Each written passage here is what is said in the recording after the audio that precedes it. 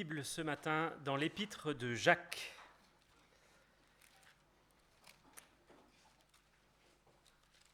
Pour ceux qui sont là depuis un moment, ça ne devrait pas être une trop grosse surprise. J'ai commencé une série de prédications suivies verset après verset sur l'épître de Jacques. On en est arrivé au chapitre 2. Donc c'est dans le chapitre 2 qu'on va faire la lecture ce matin et que je voudrais vous partager quelques pensées. Mais avant toute chose, j'aimerais qu'on prie ensemble, qu'on remercie le Seigneur pour le don de la parole et qu'on le prie aussi de nous éclairer. Seigneur, oui, merci de nous avoir donné ta parole pour nous diriger dans la vie, parce qu'elle est un guide fiable, sûr pour nous, elle est une lumière sur notre sentier. Merci aussi pour la grâce de ton esprit qui rend vivante cette parole pour nous, qui nous aide à la comprendre. Et c'est pourquoi je te prie, Seigneur, d'agir puissamment parmi nous ce matin et de nous parler.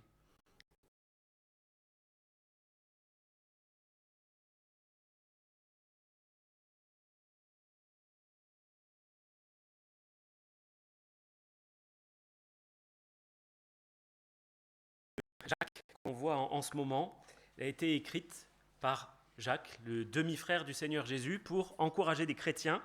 Et donc ils étaient dispersés un petit peu dans tout le pourtour du bassin méditerranéen, dans ce qui était à cette époque-là l'Empire romain, probablement donc tout autour de la Méditerranée.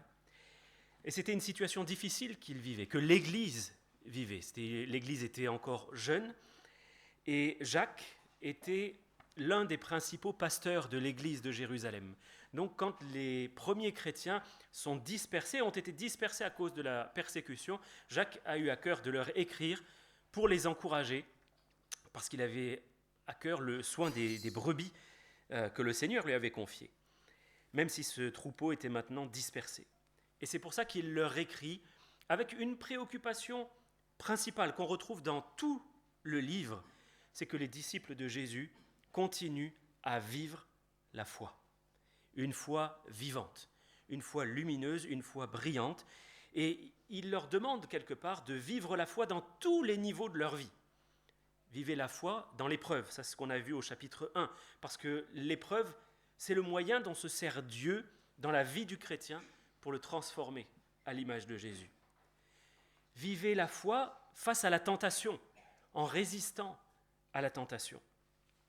Vivez la foi dans la mise en pratique de la parole de Dieu. Et puis, comme on l'a vu la dernière fois, vivez la foi dans l'accueil que l'on fait aux uns et aux autres dans l'Église. Alors, si on devait donner un titre à cette lettre, ce serait « Chrétiens, vivez la foi ». Et si on devait résumer en quelques lignes cette lettre, c'est un exercice un petit peu difficile, mais je le tente quand même ce matin, ce serait « Puisque vous avez la foi en Christ », vous devez avoir un comportement qui est cohérent avec cette foi. C'est dans le texte que nous avons lu la dernière fois, par l'accueil qu'on se fait les uns aux autres, que l'on réserve, l'accueil que l'on réserve aussi à ceux qui viennent pour la première fois près du Seigneur, que l'on manifeste aussi notre foi en ce glorieux Seigneur Jésus-Christ. Parce que la Bible nous dit que celui qui n'aime pas son frère qu'il voit, comment est-ce qu'il peut prétendre aimer Dieu qu'il ne voit pas?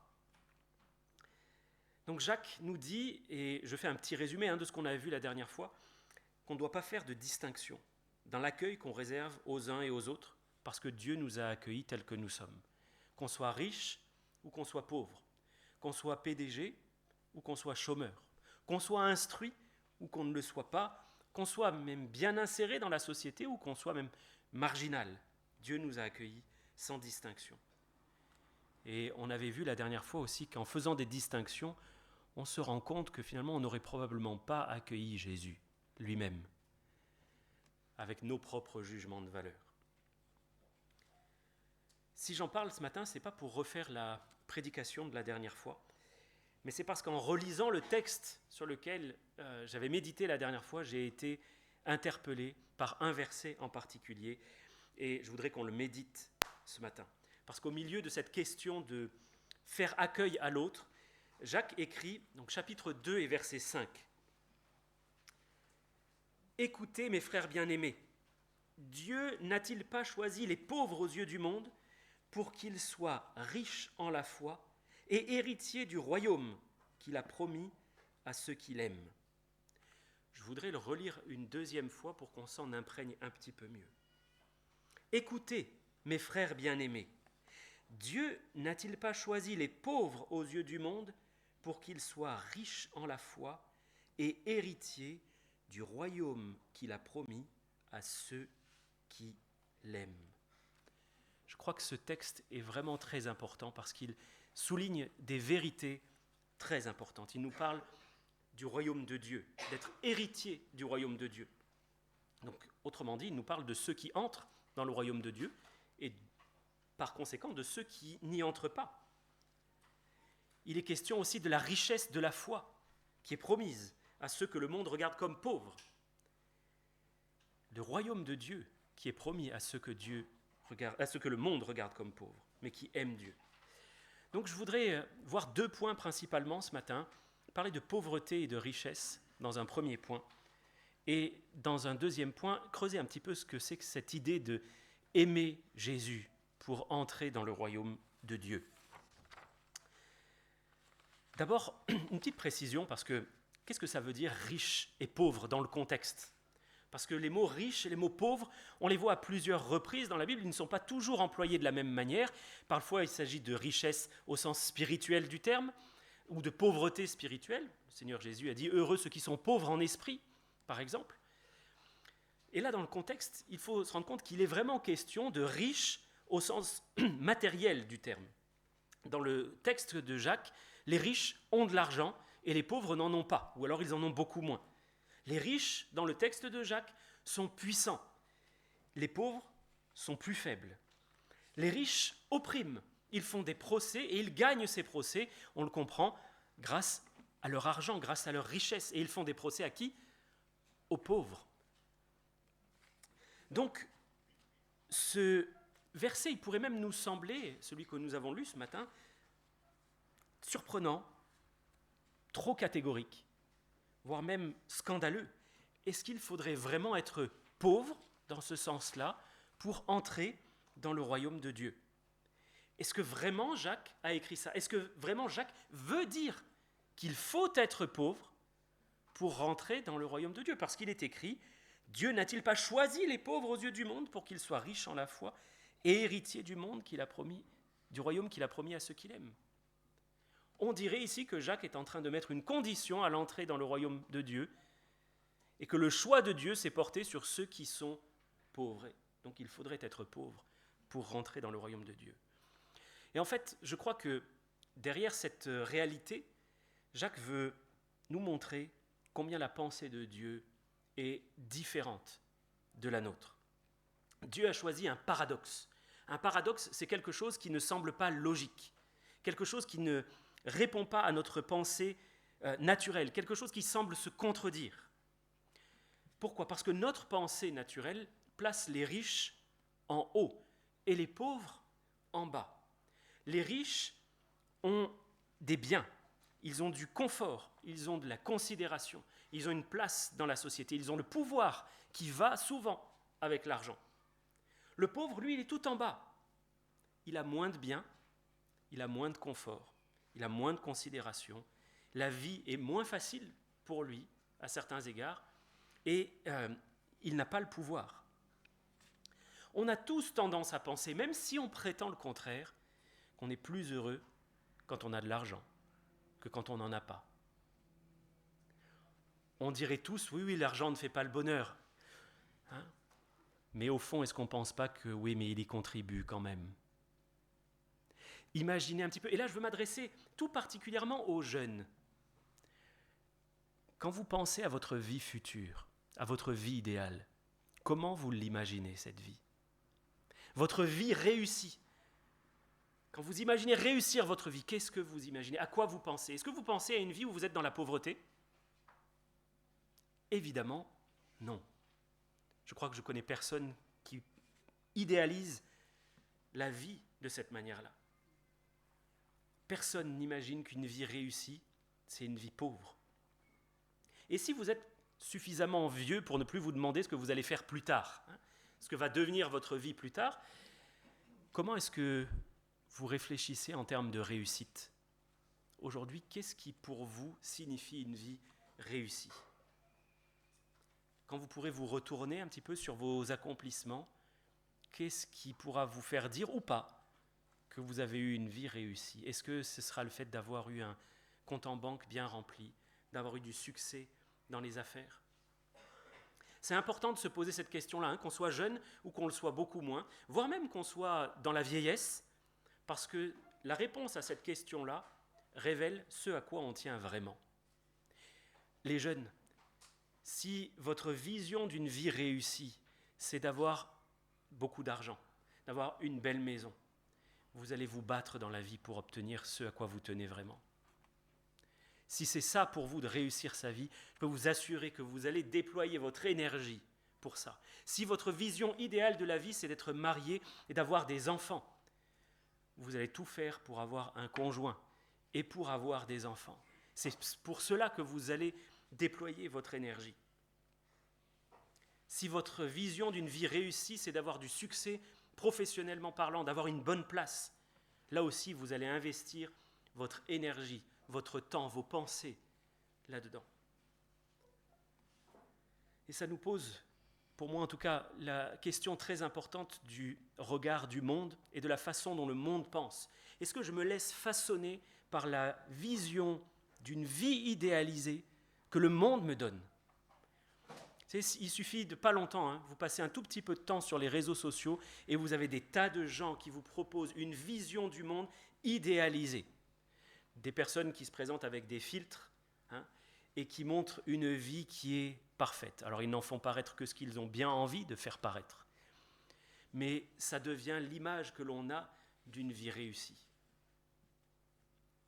C'est un problème parce que Dieu nous dit « Ne vous conformez pas au siècle présent, mais soyez transformés par le renouvellement de l'intelligence, afin que vous discerniez quelle est la volonté de Dieu, ce qui est bon, agréable et parfait. » On a besoin vraiment d'un changement de pensée pour ne pas se laisser façonner par ce que le monde propose comme une vie réussie. Et si on revient à l'idée de pauvreté et de richesse, finalement, ce que nous dit le texte de Jacques, c'est que Dieu a choisi que son message soit reçu plus facilement par ceux qui sont pauvres que par ceux qui sont riches. Ce n'est pas parce qu'il n'aime pas les riches et qu'il préfère les pauvres. Ce n'est pas non plus parce qu'il a une préférence pour les pauvres ou parce que les pauvres mériteraient davantage, parce que les pauvres, ils sont pauvres, ils n'ont pas grand-chose, alors il faudrait bien qu'ils aient une compensation. Ce n'est pas ça qui habite la pensée de Dieu, mais simplement parce que les pauvres, justement parce qu'ils sont pauvres, ont peut-être plus de place dans leur cœur pour accueillir le message de Dieu, pour accueillir Dieu lui-même, pour entendre l'Évangile.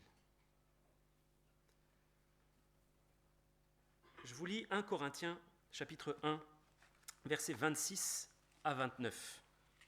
1 Corinthiens 1, versets 26 à 29. C'est intéressant, c'est le regard que l'apôtre Paul pose sur une église. Et on comprend que derrière cette église particulière, c'est l'église en général. 1 Corinthiens, chapitre 1, versets 26 à 29. Il est écrit « Considérez, frères, que parmi vous qui avez été appelés, il n'y a ni beaucoup de sages selon la chair, ni beaucoup de puissants, ni beaucoup de nobles. Mais Dieu a choisi les choses folles du monde pour confondre les sages. Dieu a choisi les choses faibles du monde pour confondre les fortes. Dieu a choisi les choses viles du monde, celles qu'on méprise, celles qui ne sont point, pour réduire à néant celles qui sont, afin que personne ne se glorifie devant Dieu. » Dieu a choisi que ce soit les plus faibles, les plus pauvres, qui soient les plus réceptifs quelque part à son message, à l'Évangile, parce que cela bouleverse la pensée de l'homme. Ça nous apprend à ne pas nous confier en ce que le monde pense, à vraiment changer de pensée. Et quand on regarde un petit peu dans la Bible, on se rend compte qu'en fait, ce n'est pas la richesse elle-même qui est un problème, ni même la pauvreté elle-même qui sont des problèmes. C'est le cœur, un cœur qui est attaché aux richesses de la terre, qui est un problème. Un cœur qui veut s'enrichir, D'un autre côté, ce cœur, il peut être beaucoup plus libre quand il n'est pas encombré par des affections matérielles, quand il ne cherche pas à s'enrichir, à gagner pour lui. Ça m'a fait penser à la parabole des terrains, qu'on appelle aussi la parabole du semeur. Vous savez, dans la Bible, Jésus parle de notre cœur comme d'un terrain.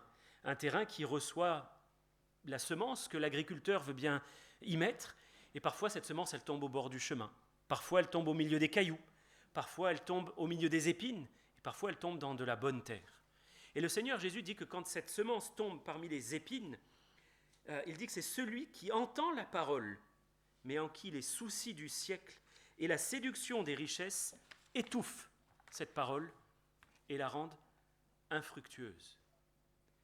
Les soucis du siècle, l'amour des richesses, c'est ça qui, finalement, grandit comme des épines et empêche la parole de germer dans notre cœur, de vraiment pousser. Combien ont entendu la parole, entendent la parole, mais sont tellement préoccupés par ce monde que ce qu'ils ont entendu ne germe pas, ne produit pas de fruits, ne grandit pas. Et finalement, il faut s'en rendre compte, ne sert à rien. Ne sert à rien. Donc ce n'est pas tellement une question de richesse en soi ou de pauvreté en soi. On peut être pauvre et quand même être attiré par les richesses. Être pauvre et passer toute sa vie à essayer de devenir riche. C'est une question de cœur. Est-ce que mon cœur est satisfait en Dieu? Est-ce que mon cœur cherche Dieu lui-même? Il est tout de même possible que ceux qui sont pauvres et qui cherchent Dieu aient une vue du coup plus dégagée, un cœur moins encombré, plus réceptif, parce qu'il n'y a pas toutes ces épines qui croissent, qui grandissent et qui empêchent la lumière d'arriver et de faire germer la parole. Le Seigneur Jésus dit aussi que les richesses, les biens matériels, ce sont des choses qui nous empêchent d'aimer Dieu. Et c'est ça qui m'amène à notre deuxième point ce matin, cette question du royaume qui a été préparé par Dieu pour ceux qui l'aiment, pour ceux qui aiment Dieu. C'est quelque chose de vraiment important, le sujet qu'on aborde ce matin, parce que ce n'est pas juste une question de portefeuille. Il faut comprendre qu'ici, il est aussi question de notre éternité. Il est question d'éternité lorsque la parole de Dieu nous dit que Dieu a préparé un royaume pour ceux qui l'aiment. Et je ne peux pas aimer le monde et aimer Jésus. La Bible nous dit, c'est le Seigneur Jésus lui-même qui le dit, c'est impossible d'avoir ces deux amours en même temps. Parce que aimer le monde, c'est aimer l'ennemi de Dieu. Vouloir servir le monde, c'est vouloir servir l'ennemi de Dieu. Vouloir suivre le monde, c'est suivre l'ennemi de Dieu. Parce que le monde est entier, nous dit la Bible, est sous la puissance du malin. Réfléchissez bien à ce que ça veut dire, le monde entier est sous la puissance du malin. Ça veut dire que lorsqu'on livre notre cœur à l'amour du monde, à qui est-ce qu'on le livre? À celui qui a la puissance sur ce monde, c'est-à-dire au diable. Et il y a là un aspect qui est vraiment radical de la vie en Christ. Un de ces aspects qui nous prend un petit peu à rebrousse-poil. Il y a des choses radicales avec le Seigneur. C'est lui ou le monde. Il ne peut pas y avoir les deux. Il faut faire un choix. Pas de demi-mesure. Et le texte que nous avons lu ce matin dans Jacques nous dit que le royaume de Dieu est promis à ceux qui l'aiment. Donc qui est-ce que j'aime aujourd'hui? Et je vous pose la question, qui est-ce que vous aimez? Est-ce que vous aimez Jésus? Alors attention, si vous répondez oui à cette question, il faut bien se rendre compte que le Jésus dont je parle, c'est le Jésus de la Bible. Est-ce que vous aimez le Jésus qui est décrit dans la Bible? Pas un Jésus que vous avez imaginé, un Jésus qui correspond à vos désirs. Mais est-ce que vous aimez le Jésus qui dit « Sans moi, vous ne pouvez rien faire » ?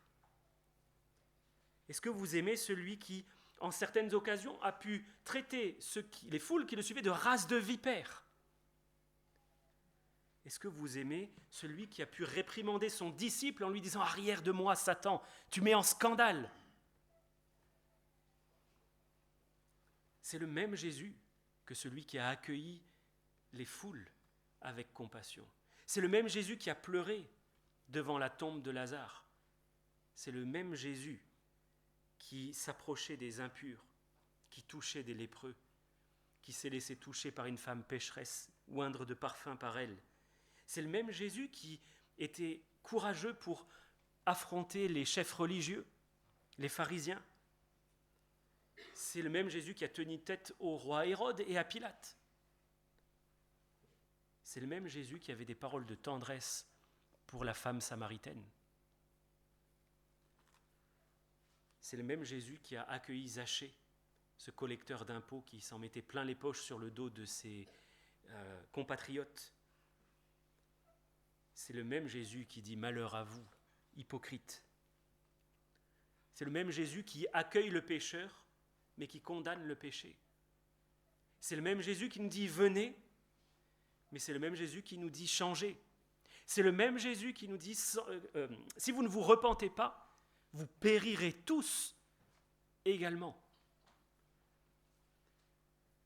Je dis ça parce que certains aiment un Jésus qui n'existe pas. Un Jésus qui ne dit que des paroles qui vont dans leur sens. Un Jésus qui pardonne, oui, mais un Jésus qui ne fait jamais de reproches. Un Jésus qui accueille, mais qui ne veut jamais rien changer en nous. Un Jésus finalement qui tolère le péché. Et ce Jésus-là, ce n'est pas le Jésus de la Bible, ce n'est pas le Jésus que nous sommes appelés à aimer. Lorsqu'il est dit qu'un royaume a été promis à ceux qui l'aiment, celui qui doit être aimé ici, c'est celui qui est décrit dans la Bible, tout entier, parce qu'il a dit, si vous ne croyez pas à ce que je suis, vous mourrez dans vos péchés. Donc il y a un seul véritable Jésus-Christ, un seul véritable à aimer, dans tout ce qu'il est, dans les aspects qui nous plaisent, qui nous réconfortent, qui nous font du bien, mais aussi dans les aspects qui nous reprennent, qui nous sont désagréables. Donc notre texte disait ce matin que le royaume est promis à ceux qui aiment Dieu. Et je ne sais pas vous, mais moi j'ai été quelque part un petit peu gêné en lisant cela et en réfléchissant. Le royaume est promis à ceux qui aiment Dieu. Et en fait, je me suis rendu compte qu'on trouve cette affirmation, mais à de très nombreuses reprises dans la Bible. On va lire un passage ensemble dans l'évangile de Jean, chapitre 14. Jean 14. Je vais lire les versets 1 à 6 et le verset 21.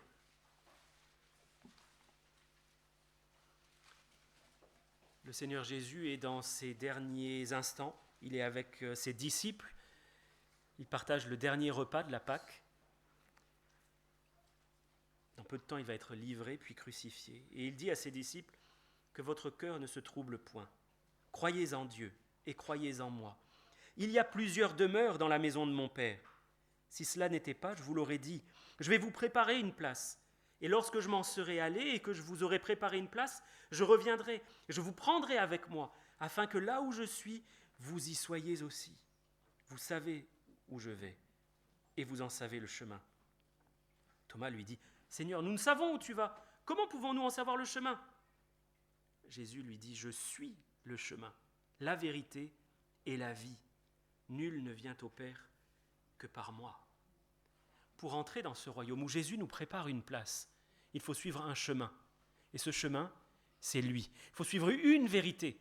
Cette vérité, c'est lui. Il faut mener un style de vie qui est lui.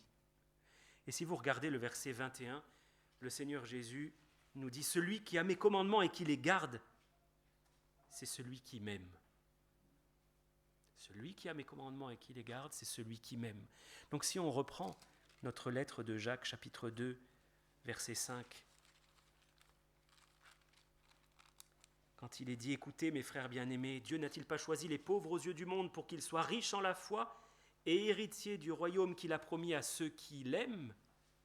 On peut, sans tordre du tout le texte, dire qu'ils seront héritiers du royaume qu'il a promis à ceux qui ont ses commandements et qui les gardent. Est-ce que nous gardons les commandements du Seigneur ? Jésus prépare une place à ses disciples, c'est-à-dire à ceux qui suivent ses commandements, à ceux qui l'aiment, lui, qui aiment sa parole, qui désirent suivre ses instructions. Je vais vous lire plusieurs passages d'affilée. Deutéronome, chapitre 7, verset 9.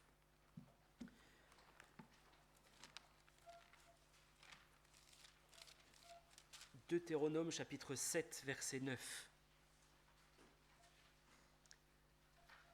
Sache donc que c'est l'Éternel, ton Dieu, qui est Dieu. Ce Dieu fidèle garde son alliance et sa miséricorde jusqu'à la 1000e génération envers ceux qui l'aiment et qui observent ses commandements.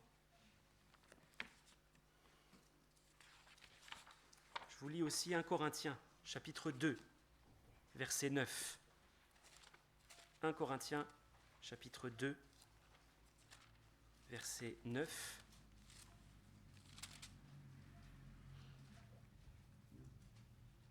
Comme il est écrit, ce sont des choses que l'œil n'a point vues, que l'oreille n'a point entendues, qui ne sont point montées au cœur de l'homme.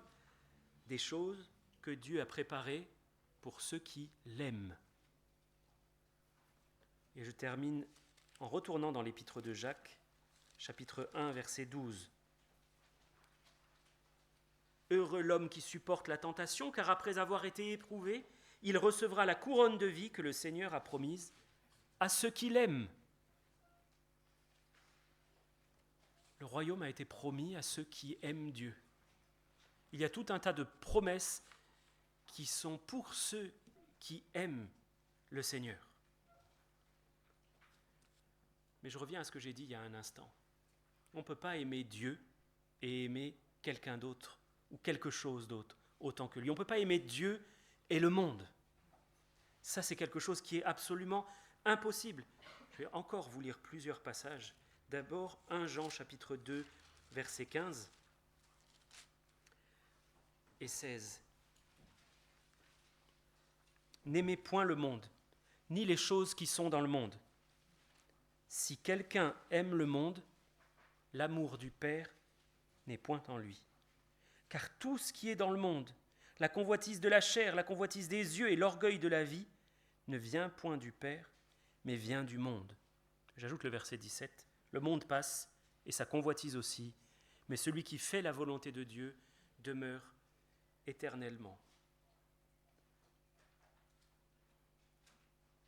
J'ai pris conscience de quelque chose cette semaine en lisant ce passage-là, à un moment où je me sentais particulièrement vide spirituellement. Le Seigneur a eu, dans sa bonté, la grâce de me rappeler ce verset. Et j'ai compris ce que le Seigneur était en train de me dire.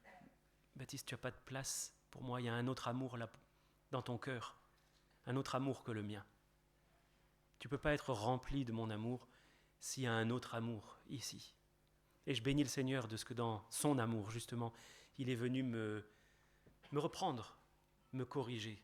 J'étais vide de son amour parce que j'étais plein d'un autre amour, plein d'autres affections, plein d'autres intérêts. Je vous lis aussi Matthieu chapitre 10, verset 37. Matthieu 10, verset 37.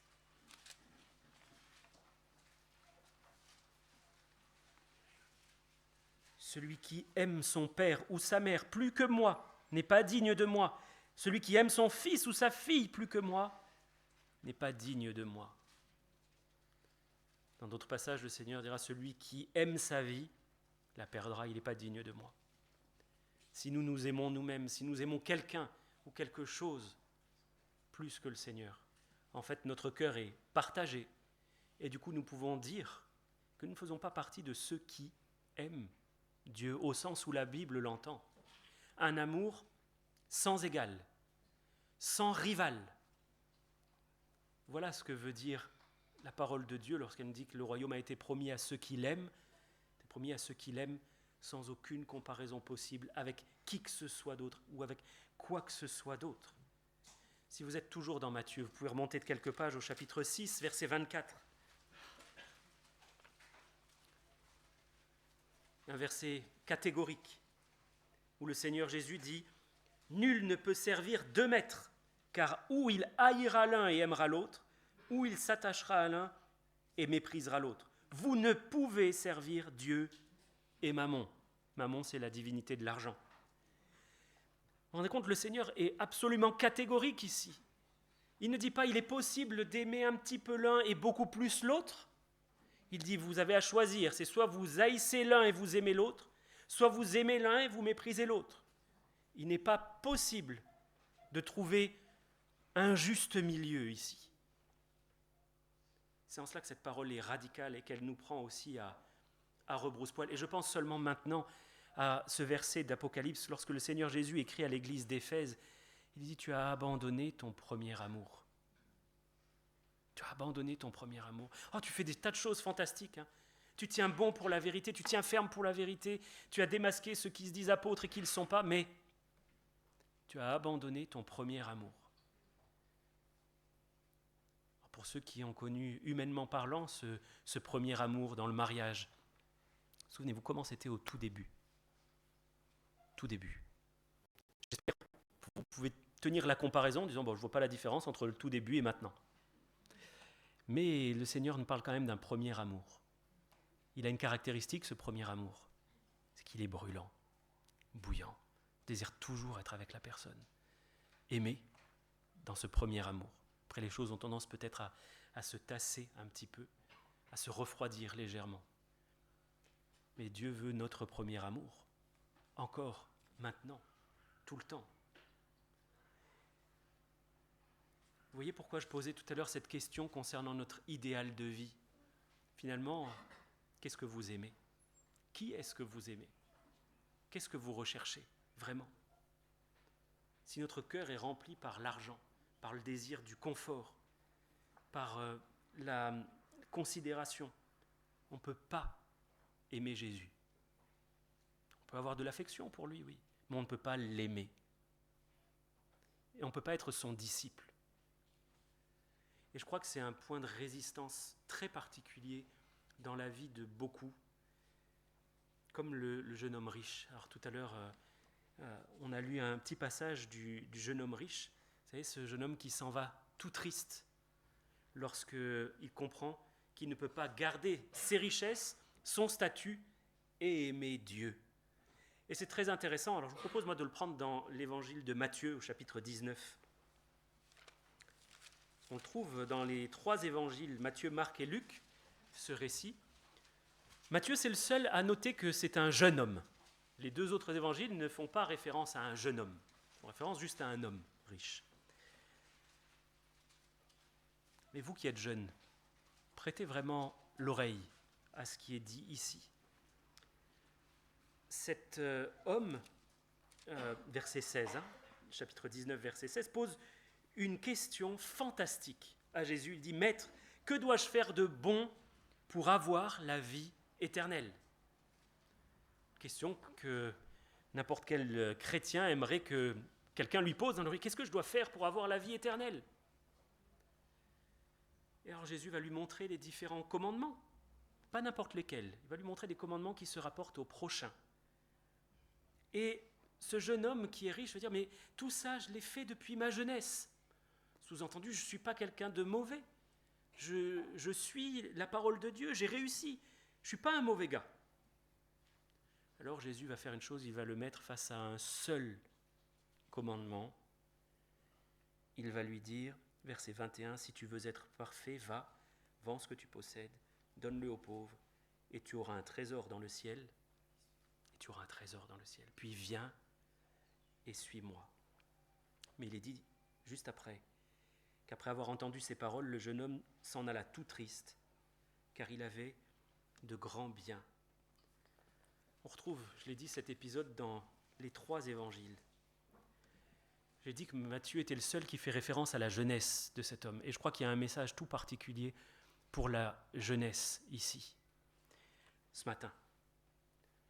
Les jeunes, aucune génération avant la vôtre n'a été aussi riche que vous l'êtes aujourd'hui. Vous avez tout. Vous avez accès à des soins de santé magnifiques. Vous avez accès à de la technologie. Vous avez accès à manger et à boire autant que vous le voulez. Vous avez des vêtements. de l'instruction. Et pourtant, malgré cette richesse qui fait qu'un pauvre aujourd'hui est plus riche qu'un roi du Moyen-Âge, malgré cette richesse, aucune génération avant la vôtre n'a été plus malheureuse, plus désabusée, plus triste. Aucune génération avant la vôtre ne s'est sentie aussi vide et à la recherche de quelque chose qu'elle n'arrive pas à trouver dans le monde. Alors Jésus vous parle aujourd'hui, à travers cette parabole, à travers ce texte, en train de vous dire, mais je me suis donné entièrement pour toi. Est-ce que toi, tu ne vas pas te donner aussi pour moi ? Moi, je serai toujours là pour toi, entièrement, totalement et pour toujours. Ouvre ton cœur. Ouvre ton cœur. Je ne t'abandonnerai pas. Et tu auras un trésor, un vrai trésor, un trésor dans le ciel. Et tu pourras me suivre. Est-ce que vous allez croire cela ? Est-ce que vous allez l'accepter ? Ou est-ce que vous allez repartir tout triste, comme ce jeune homme, parce que Jésus vous demande d'abandonner une chose à laquelle vous tenez plus qu'à lui ? Est-ce que vous n'avez pas soif de plus ? Alors je me suis adressé aux jeunes, mais s'il vous plaît, si vous êtes moins jeunes, prenez ça pour vous aussi. Est-ce que vous n'avez pas soif de plus que ce que ce monde donne ? Est-ce qu'une vie remplie de ce que le monde offre est suffisante ? Est-ce qu'elle vous satisfait ? Et finalement, ça nous amène à une question. Est-ce que nous voulons Jésus comme un bonus ou est-ce que nous voulons Jésus comme un trésor ? Si nous voulons notre vie, nos intérêts, notre argent, nos études, notre travail, avant Jésus, alors on veut Jésus comme un bonus. Je veux tout ça, mais je veux aussi Jésus. On ne veut pas de Jésus comme le trésor. Trésor sans lequel il est impossible de vivre, peu importe si j'ai le reste. Dieu nous appelle à venir à lui en reconnaissant qu'on est faible, qu'on est pauvre, qu'on est nécessiteux, et que sans lui, les plus grandes richesses, les meilleures choses qu'on puisse avoir sur cette terre, mais sans lui, ça n'a aucune valeur. À quoi ça servirait d'avoir tout le monde, de gagner tout le monde, si on fait la perte de notre âme ? Vous savez, je crois qu'on est, je vais peut-être vous choquer en disant ça, mais je crois qu'on est facilement des Judas. Très facilement, on va vendre notre Seigneur pour quelques pièces, simplement pour une satisfaction très temporaire. On va lui tourner le dos pour un plaisir, pour un projet. Je veux encore m'adresser aux jeunes ce matin. Je vous ai particulièrement à cœur, mais dans tout ce qui peut être un projet pour votre vie, un projet de travail, un projet d'études, toutes ces choses difficiles, est-ce que vous avez placé ça devant le Seigneur ? Est-ce que vous lui avez déposé entièrement ce sujet en disant « Seigneur, toi choisis, toi guide-moi, toi montre-moi, je veux faire ce qui te plaît à toi ». Ou est-ce que vous êtes parti avec votre idée à vous, votre projet à vous, et que vous avez dit au Seigneur « Tiens Seigneur, signe là, c'est là qu'il faut signer, s'il te plaît ». Alors peut-être que vous n'avez pas fait ça de cette manière-là, mais vous comprenez ce que je veux dire, le raisonnement qui se trouve derrière. S'il vous demande de changer votre projet, s'il contrarie votre projet, comment allez-vous le vivre ? S'il vous demande d'abandonner votre conception de ce qu'est une vie heureuse, comment allez-vous le vivre ? Est-ce que vous allez l'aimer, lui, vous réjouir en son amour ? Ou est-ce que vous allez refuser de lui donner une réponse et partir comme le jeune homme riche, tout triste ? Je disais en introduction que Jacques a écrit cette lettre pour montrer ce qu'est la foi. C'est vraiment une question de foi ici, parce que je dois croire quelque chose que je ne vois pas, je dois croire en un trésor que je ne vois pas, je dois me réjouir en un Jésus que je ne vois pas, que je ne peux pas toucher, que je ne peux pas sentir. Mais il y a une promesse, la promesse d'être riche dans la foi, la promesse d'avoir un trésor dans le ciel, un trésor de foi. Alors je voudrais, en guise de conclusion, nous laisser avec un passage dans Matthieu chapitre 6 à nouveau, le verset 33. En réalité, je vais nous laisser 3 passages en guise de conclusion. Matthieu 6, verset 33. Cherchez premièrement le royaume et la justice de Dieu, et toutes ces choses vous seront données par-dessus. Entendez bien, hein? Cherchez d'abord le royaume qui est promis à ceux qui l'aiment, la justice de Dieu, et toutes ces choses, tout ce dont vous avez besoin, tout ce après quoi votre cœur soupire, vous seront donnés par-dessus. Vous pouvez le laisser ça au Seigneur qui veut prendre soin de vous. Et vous pouvez le laisser en toute confiance parce qu'il vous aime. Et vous savez, on est appelé à aimer le Seigneur, mais on ne peut l'aimer que parce qu'il nous aime. Et c'est le deuxième passage que je veux lire avec vous, 1 Jean 4, verset 19. 1 Jean 4, verset 19. Pour nous, nous l'aimons parce qu'il nous a aimés le premier. Notre amour à nous n'est qu'une réponse à son amour à lui. Et vous savez, dans la parabole du jeune homme riche, pas la parabole, l'histoire du jeune homme riche, pardon, dont il est question, on l'a lu dans Luc, dans la toute première partie du culte, on l'a lu dans Matthieu tout à l'heure, mais il y a un détail dans Marc qu'on ne trouve que dans Marc. C'est qu'à cet homme, de cet homme, il est écrit que Jésus, l'ayant regardé, l'aima. Jésus, l'ayant regardé, l'aima. Quand il lui a demandé de tout laisser, ce n'était pas une demande cruelle. Il ne l'a pas mis face à un obstacle impossible. Non, Jésus l'a regardé, il l'a aimé. Il lui dit, laisse tout pour me suivre. Je t'aime, suis-moi. Est-ce que vous voulez le suivre ? En réponse à son amour. Lâchez votre vision de ce qu'est une vie réussie. Lâchez votre richesse, votre argent, votre situation, toutes les choses qui vous préoccupent, et venez à lui. Venez à lui. Acceptez d'être aimé par lui, et réjouissez-vous en son amour. On va prier ensemble.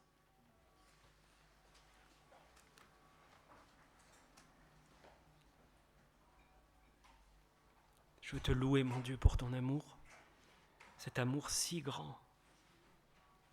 Je veux te louer parce que tu m'as aimé le premier et que tout ce que je pourrais faire ne sera jamais qu'une réponse à ton amour si grand.